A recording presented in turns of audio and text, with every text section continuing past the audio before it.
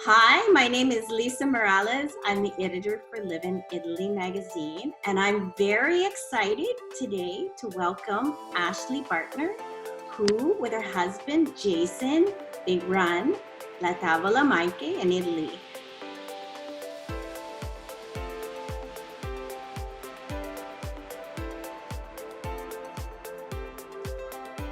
Ashley, I'm so excited.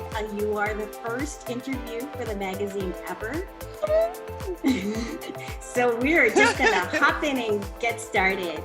Ashley, the big move to Italy in 2007, please fill us in. Well, it's crazily romantic, I have to say, in a wild way. We came to Italy on our honeymoon and experienced this quality of life, this sense of community, this idea of eating seasonally that we were unexpectedly lucky to find. And we returned back to our little tiny apartment in Brooklyn, and we'd been living there for 8 years, and we were ready for a change anyway. And we thought maybe we would move back to the West Coast. But instead, one Sunday, instead of looking at properties in California, I looked up Agriturismo in Italy. And I thought, why not? Like, it's just crazy enough. Why not? We're 25, 26. What do we have to lose? If it all fails, who cares? Like, we've got a great story to share and we've learned something. If it succeeds, then oh my gosh, we've figured out the secret to success. And we had both been in hospitality, and Jason was a chef.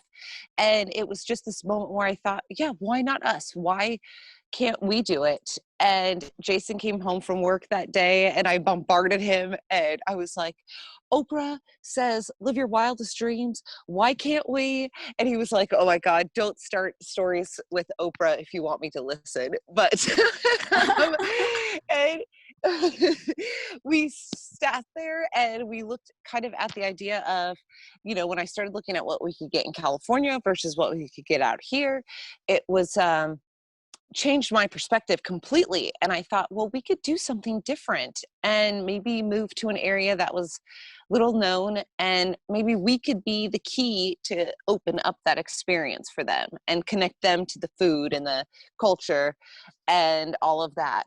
And that's kind of how the whole thing got started. And Jason said, if we're going to do it, let's do it. Let's not half-ass it. Let's do it. And basically that night we turned off our TV. We started learning Italian, started researching, writing a business plan. And a year and a half to the date, we were, from our honeymoon, we were living here at this farmhouse in Italy. It's the short of the story. Wow, I love it. Well, obviously, 13 years later, right? That's that's pretty Yes. much a success. And here you Well, are weathering the pandemic storm. And do you have some feedback about that? Well, thankfully, unfortunately, Italy got hit hard early on, but they took really strict precautions, and the numbers have been looking good. Of course, now fall's Mhm. coming on, and some things are starting to upswing again. But for the majority of the summer, I don't know if it's the vitamin D and being outside, but the numbers have stayed low, and people have been very conscientious and cautious. And if you're outside, at least how it has been throughout the summer, you didn't need to have a mask on if you were outside. But if you were inside somewhere, grocery store, shop, restaurant, you would put the mask on, and everyone was very great about it. So um, it's been, thankfully, we live in a tiny community of 2,000. We live basically almost 10 kilometers outside of town. So we live in a quarantine. Yeah, We live I love it. That's my isolated. kind of quarantine. Yes. So we've got the garden, we've got our own water source, we've got the chickens for the eggs, we've got cats for the company, and some of the neighbors come by here and there. But for the most part, since it's been closed, we decided to stay closed this year just because we're a cooking school. We're very convivial. Everything's done together and at the table and shared. So we just thought, let's just better safe than sorry this year, and we'll start back up next. But it has been quiet, but it's also been kind of nice just to enjoy the peaceful countryside in a way that we normally wouldn't. That's great. Well, that's really good. So I think on that note, talk to us a bit about the concept, in and cooking school. Yes, so we are in Agriturismo, and that was created in Italy in the 80s to help support the farmers. So um, as much as you can. The majority of what you produce, what you share with your guests or feed your guests with should be from your land. And if it's not from your land, then basically it's kind of the idea of a 0 kilometer diet, if you will, and kind of that slow food idea in practice. And if it's not from your land, then it should be from your direct area.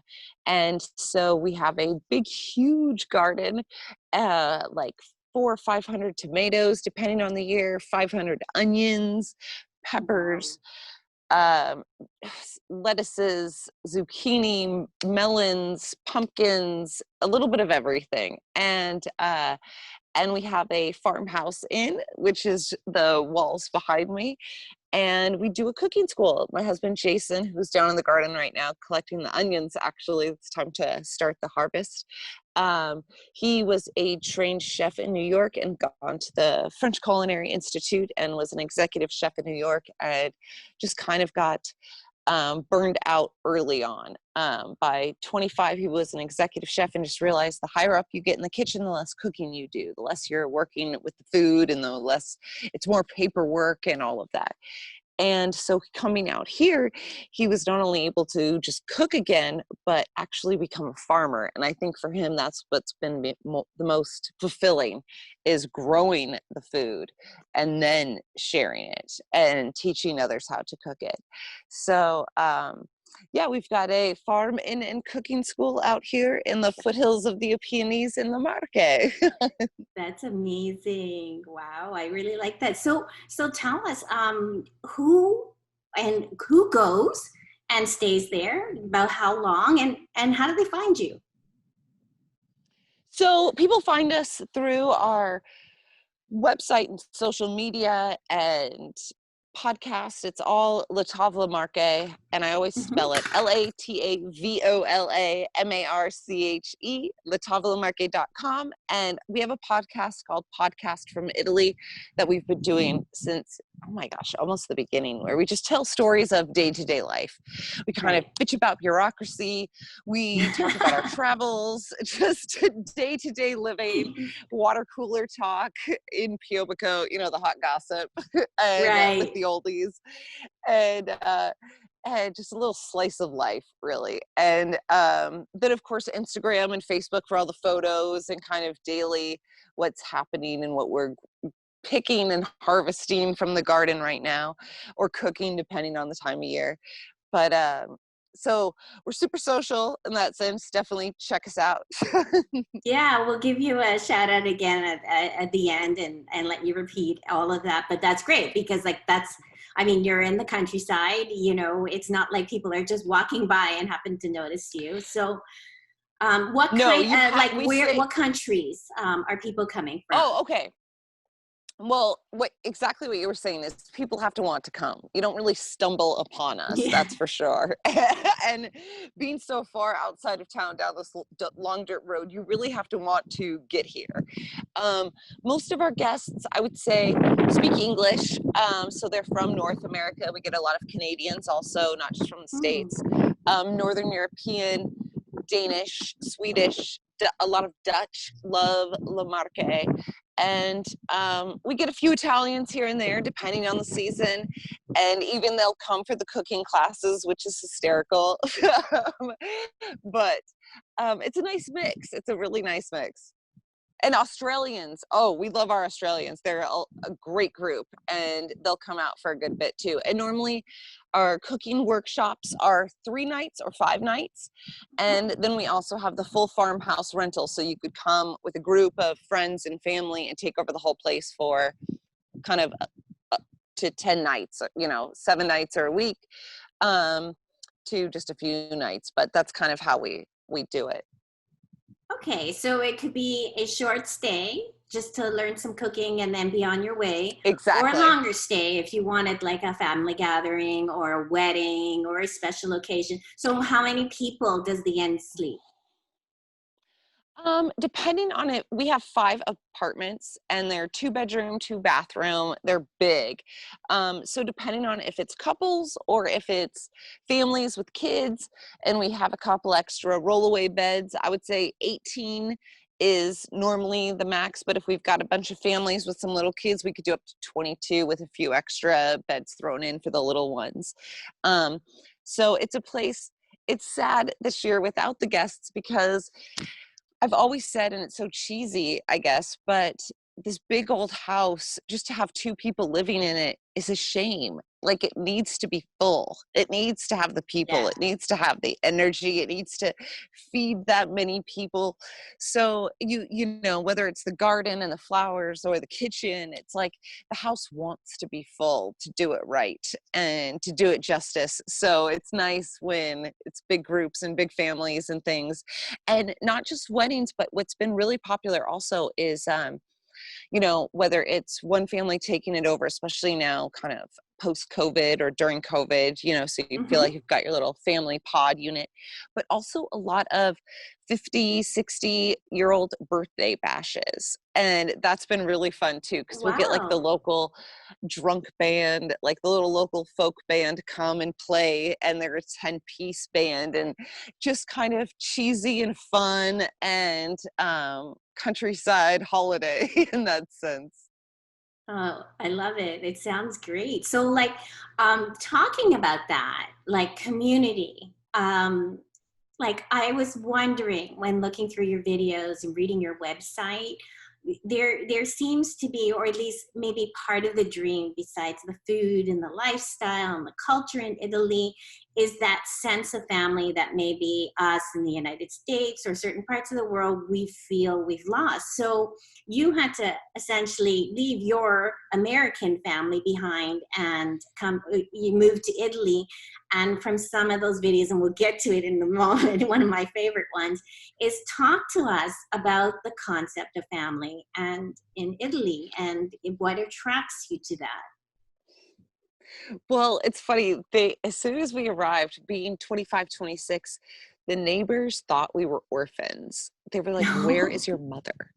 Where is your family?" And we immediately were adopted. So the idea of being an expat and not being accepted was not the case for us. They would deliver us Easter bread and say, "My mother made this for you because you can't be here without your own mother, and for your first Easter without this bread." And they really took us in under their wings. And it was overwhelming because we lived in New York for 8 years and we barely knew our neighbors. We lived here for barely 8 weeks, and everyone knew who we were and would want to invite the Americans over, or they were just so curious. Why were we here? Why did we choose this tiny town? And so incredibly proud to share any and all of their family traditions. And so for us, it was incredible because we were sponges. We just wanted to learn everything and still do wherever we are. But to learn, how do you make the local pasta? How do you make your digestivi, your after dinner drinks? And we'd ask all these questions that their own children or grandchildren weren't really asking.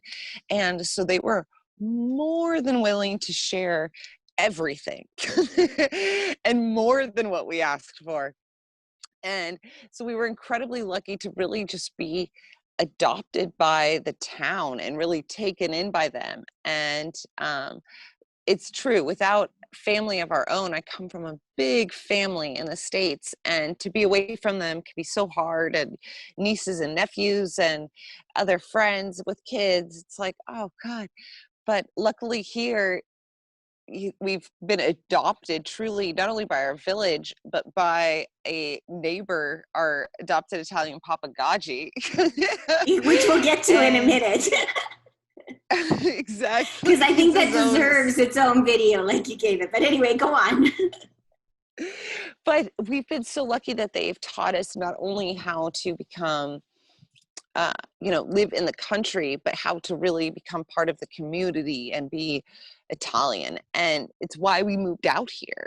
not to live with among other expats, which is also great for some people. But we lived in New York. That's a city full of expats from all over the world. Right. We wanted to come to Italy to That's learn right. from Italians. And so for us, that's part of why we chose a little known area. And uh, we've been just so lucky that they accepted us and shared these traditions with us that then we're able to pass on to our guests. And it's kind of that learn one, teach one kind of mentality. That's great. It sounds so great. What a great experience. One thing I think we have to talk about a logistical thing because I know a lot of us think about moving to Italy, but there's the whole thing of more than the culture because I think we all like to think we identify with the culture, but it's the language. And I think now we'll get into it about moving to Italy at the very end because I know you help some people, but tell us, when did you start learning Italian and when did you get, how long did it take to get to that point of humor, colloquialism, fitting in with like, the natural dialect of the area, things like that?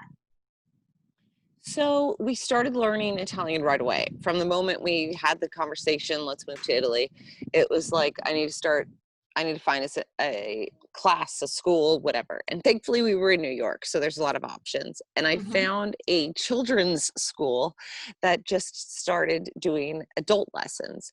And so there was like 3 or 4 of us in the class. And it was great because it was really basic. Because I thought, how do children learn? That's the best way to do it. Like, why do some super smarty pants class? Let's do it the way the kids do and sing some songs and have some fun. And so that took us about a year and a half of doing these classes a few days a week. But honestly, we had work, we had regular life, we were trying to move to Italy. So it really, when it was all said and done, when we moved here, I kind of joke we knew tree, three, something about Wednesday, and we could order our food and say our name. You knew a few simple basics. But Uh-huh. once we moved, it became terrifying, not only trying to negotiate and deal with the house and rely on the real estate agent and hope they're translating things properly, but then once we were here and in the house and you're on your own, this was before there was much internet like just out there, and there was no satellite service that we now have. There's no internet in the house. There's no phone line. There's no water line. So we'd have Off the problems grid. with the totally. We'd have problems with the plumbing, and the pipes would be frozen or whatever it may be, and we'd have to call the plumber, and we'd have to look everything up in a dictionary, write it out, call him with our script, and then just say, oh, C, when he'd reply, and we'd write down as many things as possible, and then look it back up in the dictionary, call him back, and say, oh, no, no, no, no, no, no. And it was just so slow, the process. And we took lessons here in town. Um, Throughout the years, we have continued to take lessons in different ways and forms, from YouTube videos and Skype kind of private tutors, to other online classes, to other people in person here in town. It's always a mix. It's always going to be a something that you keep working at. But I'd Right. say it probably took like a year and a half or so before, at least for me, to start to really get the jokes and stuff. And that was big because I didn't want to, I would put my foot in my mouth so many times or try to tell what I thought was a hysterical story, and it did not land. So you learn a lot the hard way, and you finally go, okay, I need to just learn how they tell jokes or the right way to say some of these colloquialisms and go from there, and not try to Americanize it, because when you Right. do that, that's when you make mistakes. Yeah, and probably big ones. So do you feel that you're there now or almost there? I mean, I understand that you still have to always practice, but do you feel like you're at that Yes. kind of local villager Italian now? Yes, but that's also a problem because local villager Italian is in dialect here. And then Hmm. say we travel and go across the country somewhere else, then our Italian isn't always perfect because we've learned more Piemontese, the local dialect, than Italian at times. So it's a double-edged sword. Oh, wow. Okay. Well, without any delay, one of the things I did find your one of your videos, but I was going through. I have to say, my favorite one was Il Capo, Dr. Gadgey. So if you're on YouTube, I don't know if it's on your podcast, you gotta look that one up. I don't know, it's my favorite. But tell us, please, Dr. Gadgey, Il Capo. Il capo, so Doctor, he's gonna love this. I'm gonna have to tell him about this tomorrow. He's hysterical. He is our full-on Italian papa.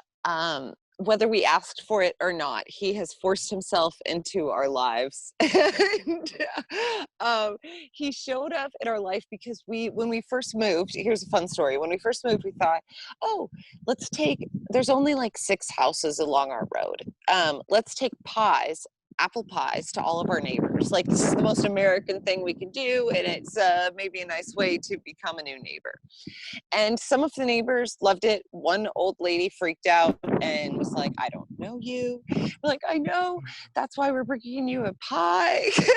She was like, this is not filled with arsenic and old lace. This is, this is just an apple pie from some Americans. And the husband popped out and was like, oh, I'll take the pie.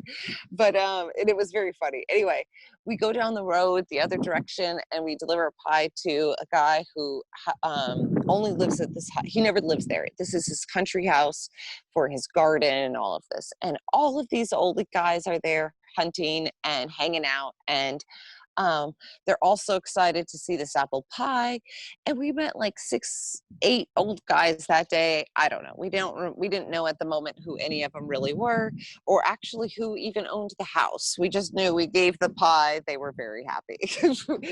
And then within like a week or so, we see on our front door a note that says, come to dinner at our house. And it flips over and says, Dr. Gadgey Satimio, and which was our first mistake because we thought his name was Gadgey, and we thought his first name was Gadgey and his last name was Satimio. So we sounded like such like American hooligans in a way. We would just be like Gadgey, like just calling him by his last name, not even saying his first name. But we go to dinner at his house that night, and we stumble through it. We could barely speak enough Italian to get through the dinner, and he speaks no English, but his wife and him just had this kind of sparkle in their eye and this curiosity about us. And from then on, they just kind of infiltrated our life. They would just be here at different times. We'd come home from grocery shopping and they'd be mowing our lawn for no reason except to say that it needed it. They would bring over um, dead chickens for us to learn how to pluck the chickens and the whole thing. Like, they just started taking on this parental role. And we haven't been able to shake him after these last 13 years since the first day we met him. But he's great. He's here now that it's hunting season. He is here twice a morning, once before dawn, to get his coffee with Sambuca, Cafe Corretto, and Yes. once again in the after he's done hunting on his way home for another coffee, and to tell us all of his hunting stories from the morning and tell us how we're lazy and haven't done anything, but he's been out hunting and hiking for kilometers into the hills. Oh, that's so funny. And like a little sneak preview of that video. You're not the only one that he gets coffee from every day, right? Yes, yes, I couldn't believe it when we did this video for his birthday, because as a doctor, what can we actually give him? But he loves the notoriety of, oh, I'm on Facebook, and he acts like he doesn't care, but he really loves it. And look at all these likes I'm getting on my photos and stuff. It's Oh hysterical. no. So we made it's so funny. Does he have And a he's public gotten Facebook page? Not really, but he's also so funny because now that he's gotten in his mind internationally famous, he won't come up from the garden if he's sweaty because he doesn't think he looks right because he knows people are going to want to take pictures with him. Oh And they'll be like, no. "Are you the famous doctor?" And he's like, "Oh, yes, that's me." He's like, "I'll have to go shower before I come up so I can take pictures properly." And it's like, "Oh my God, you're first of all, you're you're not that famous," but it's hysterical. He loves it. Well, well, maybe we can change things, right? Okay, so let's get into some of the classes that you teach, from cooking to thinking about living in Italy. Yes. So the normal cooking classes are kind of the farm to table. We start down in the garden, collect the produce and the veggies, and come up and start cooking. And kind of the main cooking classes are 4 or 5 course dinner party class, and that's in the afternoon, and we do a bunch of antipasti, a primo, so whether it's a pasta or a soup, and then a secondo, a meat dish, and dessert. So you do the whole, we pick the produce and you make the entire course from start to finish. And then of course we've got the pasta and sauces, we've got the pizza class with the wood oven, we do different forage, slaughter, butcher courses and whole hog butchery courses and sausage making and all of that. And then a couple years ago, we started doing Move to Italy classes because we got so many emails on how did you do it? How did you get your visa? How did you start a business? That we realized people have a lot of questions. And maybe we actually kind of did something that's, I don't know if it's unique, but something that we can share our story with others. And so now we do, and especially now with COVID, we do virtual Move to Italy classes or workshops online, whether it's a 90-minute call for kind of a general overview on either how to get started and set up a timeline, or if you have a ton of questions you just want to fire at us, to a 7 hour over 4 days course where we do our whole kind of presentation of, you know, preparation and the whole how do you get to Italy, then the transition once you've found the property and you've gone through the proper house hunting and all of that, to then the execution, whether it's the execution of your business or assimilation into life in Italy if you're just coming out here to retire. So we do a little bit of the cooking and a little bit of the moving to Italy. Exactly. No, definitely. And I think the online, I mean, obviously during this time, but the thing is, ongoing is good because, you know, I know us at the magazine, we've done some preliminary research and there never seems to be enough. So it's great that you offer that and also have the experience.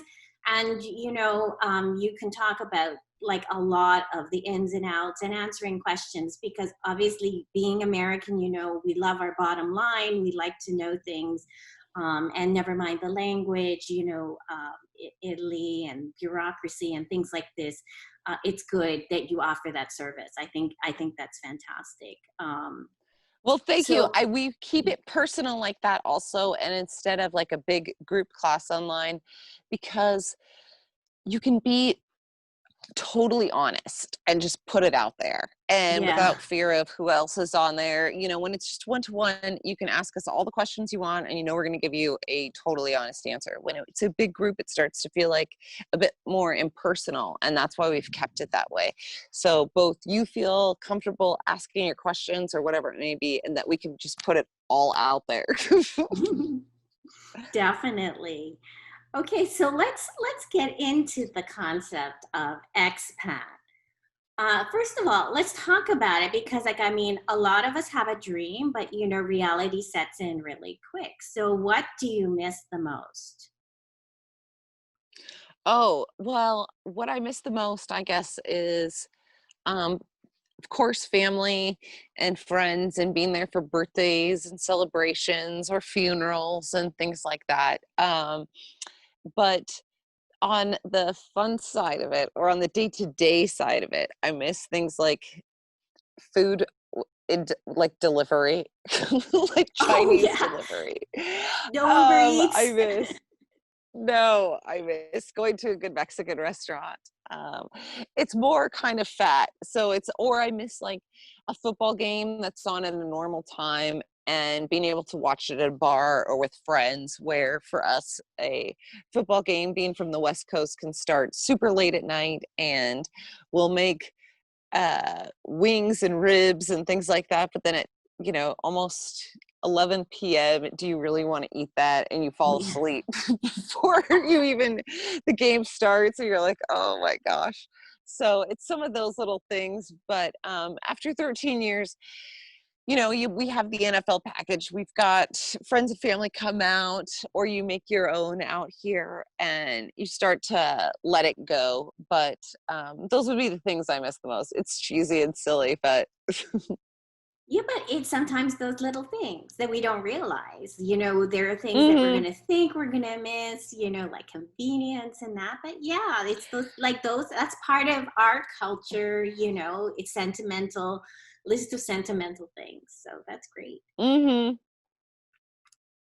So can you talk about like what has been maybe the biggest challenge, if it could only be one, like what would it be?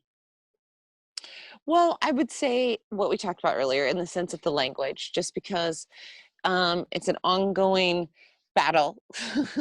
And you don't, when you're doing business here, you also don't, whether it's becoming part of the community and being able to tell jokes and feel like they understand who you really are, to doing business and trying to sound like that you're not just a fourth grader, Hmm. that to be taken seriously. So I would probably say the biggest challenge is the language. And then second to that, and partially because of that, is the bureaucracy if you're starting a business. And if you're coming to retire, there's a lot less.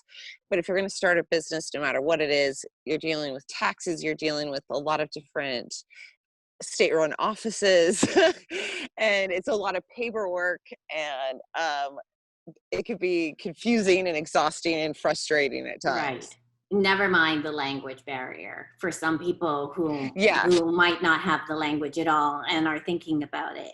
That's certainly something that we're going to encourage, also because, like, I think the difference between expat and tourist or long-term traveler is the fact that you have to be willing to give up a lot of things and adapt. It's not like I'm bringing myself and my culture to another country and expect you have to make the sacrifice. Do you agree?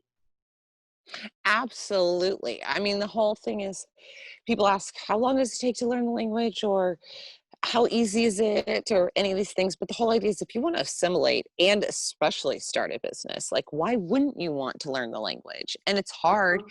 but it's all part of it. And you would expect the same in the country that you're originally from. So in that sense, I completely understand. And yeah, even if we're not perfect at it, even if you just try, that's Right. the main part of it, is just at Yeah. least try. You don't have to be perfect. We sure weren't when we moved, and we still aren't today, but just try. And it'll open so many more doors. You'll have such a more fulfilled experience, and you'll Hmm. learn so much more. So it's definitely worth it. As frustrating as it can be. And even if you just start with something silly and simple like Duolingo. It's like, just start, just do something to learn the language. Wow, that's really encouraging. I'm going to keep working on it. I'm listening to videos right now. Okay, so um, I know you offer the course, but do you have any quick recommendations for anybody who's thinking about it, moving to Italy? Do your research. First, figure out if you need a visa, and you most likely do. So go to your local consulate, check online, see what you need to start collecting the paperwork. A lot of people think they're going to move in like 18 months, which it's possible. Jason and I did, but we didn't have kids. We didn't have a mortgage. We didn't have any substantial financial connections to America. We were just young and naive enough to think we could do it. And that was part of what helped. But a lot can stand in your way. And that was almost now 14 years ago that a lot has changed. So do your homework, figure out the documents you need, create a timeline, work backwards, and learn the language, start researching as much the different areas of Italy, so, or wherever it may be that you're thinking of moving, and really hone in on a specific area based on your needs and start really researching that. You could do a lot without being there in person. Start researching properties online in the native language of the country versus just ones that are in English. It's a lot easier, of course, in English, but they're geared to foreigners, so the prices sometimes are higher. So there's a lot you could do just still in this dream phase as well, and realize, is this still right for me, without even spending the money or coming to Italy or wherever the country you may be, and getting an idea of going, okay, if I start running these numbers and looking at the properties, how much do we have saved, or what can we make before we get there, and what kind of business can we do? Oh, and that one other piece of advice. Italy has 101 million bed and breakfasts and agriturismos. Yes, everyone wants to run one. I have no idea why, when you don't have a background in hospitality. Not that it's the hardest thing in the world to do, but Italy could use a lot more innovation, technology, alternate sources of energy, people who have backgrounds in other expertise. This could be useful here in Italy also. You don't just have to open a bed and breakfast. Like, think outside the box a bit, and better the country in a different way as well.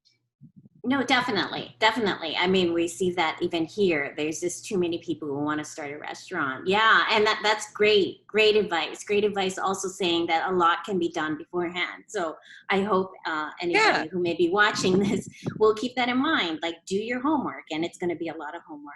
So as we wrap it up, I'd like to ask you, to yourself personally and on behalf of Jason, is what is an expat? Because this is something that we really want to develop. Expat, like going back, that's in this even U.S. history, that goes back to Hemingway, and there's been the evolution of an expat. But in your opinion, what is an expat? Probably, well, we always kind of joke that we fulfilled the American dream, but it just so happened to be in Italy. And so maybe that's my answer of being an expat. Finding it's that idea that we have our own business, we work together, we're happy and successful, we've made our home our castle, but yet it wasn't with a white picket fence, it's with a stone farmhouse, and it's not in middle America, but it's in the middle of Italy, in nowhere Italy. But so part of it is, I think, in a weird way, is being an American expat is unique because we bring this spirit of America with us where we go. And I never thought of myself as super patriotic, I don't know, but coming here and being amongst these Italians here, they thought that we were this epitome of the American dream. And this, look at that. Here's this couple who are young orphans. Where are their family? And they're following their dreams to another country to see if they can make it work. And that, I mean, these people barely leave the town they were born in, let alone 2 towns over, let alone an ocean away. And so I think I think in a weird way for Americans, it's an expat is bringing this American spirit to a foreign land and fulfilling it there in a way, this American dream elsewhere. And it's not it's not that we're sharing recipes on how to make meatloaf and hamburgers and hot dogs. It's becoming part of the culture and learning as much from their traditions, and then just like what we do at the cooking school, but just sharing it with others and passing that on, and being a good ambassador of wherever you're living, I guess. So I don't have a concise answer. But that was pretty concise. And I like that idea of, you have the American dream. You're not giving up your identity, but you're just creating and taking it somewhere else. And I just think the world is so much richer because of it. I love that. That's an excellent definition. Certainly wasn't what I was expecting, if anybody was expecting anything at all. So in wrapping things up, I think we never even said what town you're in, because somebody might want it, because we no longer have to use dictionaries. There's Google Translate for the language, and we can also just use Google Maps to see where you are. So what's the exact town of the name? So I say Piobico because that's the town we're closest to, but technically we are part of Sant'Angelo and Vado, and this is in the Pesaro Urbino part of La Marche. So we are about 2.5 hours east of Florence and about 4 to 5 hours south of Venice. If you follow the Adriatic coast to Fano, we are 45 minutes inland. So I've given a ton of spots. I know it's Florence and Venice people will recognize, but the little local towns no one will. But we're technically Sant'Angelo and Vado. And basically, if you come out here to our general area and you say, where are the Americans? They'll send you to our house. But otherwise, yes, online. Hey, that's a good way. Yeah, and that's a very small town away. We need to find Americanos, right? Exactly. Yeah. I'll get better with my Italian, hopefully really soon. Okay, so in final note, give us a clear shout out to how we can find La Tavola Marche and you and Jason. Yes, happily. So you can find us on latavolamarche.com, on Facebook, Instagram, Twitter, all at La Tavola Marche, LATAVOLAMARCHE. And you can follow me on Instagram also at Ashley Bartner, or listen to our podcast from Italy called Podcast from Italy on iTunes, Stitcher, Spotify, all the usual suspects. That's really great. Thanks. And then also for us, we're setting up our YouTube channel as well. And like I said, Ashley is our first interview candidate, which we're really excited. We're at www.liveinitalymag.com, and it's the same handle. And obviously subscribe to their channel and subscribe to ours and to the website, and you know how to find us. And then one day soon, all of us will be traveling back to Italy, and hopefully by the time this is produced, the doors will open up again, and we can keep connecting our experiences. So thank you, Ashley. Well, hopefully the next interview we could do in person together at our farmhouse. Definitely. I can't wait. We feel so stuck in our office chairs these days, and I would love to go. And that would be a great learning experience. So thank you. And Jason as well.